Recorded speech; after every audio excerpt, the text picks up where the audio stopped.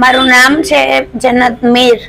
Social media influencer છો, તમે આપઘાતનો પ્રયાસ કર્યો છે, સુસાઇડ નોટ લખી, શું સમગ્ર કારણ છે, કોના કોના નામ છે? કારણમાં તો એવું છે કે હું એક પ્રેમ પ્રકરણમાં પડી ગઈ હતી. જે વ્યક્તિનું નામ છે ઇમ્તિયાઝ રાવમા ઉર્ફે લાલો. એની સાથે લાસ્ટ 3 મહિનાથી હું કોન્ટેક્ટમાં હતી અને એ બી હનન ચાવડા થ્રુ એને હું મળી હતી. હનન ચાવડાને મેં મારો ભાઈ માન્યો તો એ મારા ઘરે આવતો જાતો રહેતો તો બધી રીતે હતો.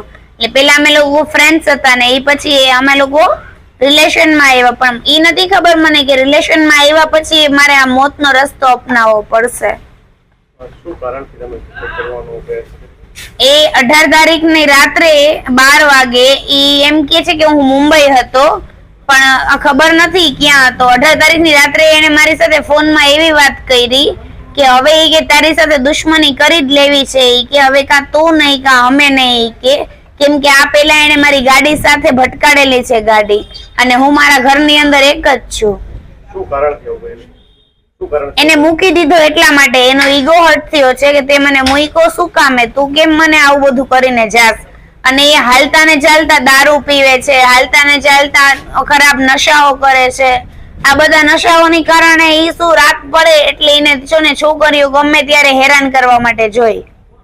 આ બાબતે પોલીસ ફરિયાદ વગેરે કરી?